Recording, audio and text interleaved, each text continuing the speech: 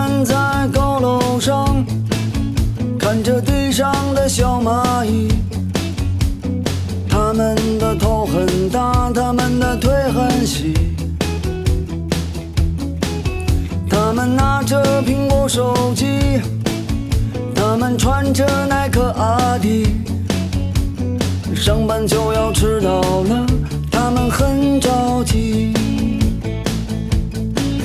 我那可怜的吉普车，很久没爬山也没过河，它在这个城市里过得很压抑。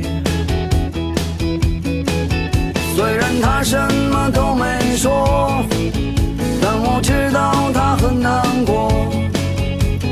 我悄悄地许下愿望，带它去蒙古国。慌慌张张，匆匆忙忙，为何生活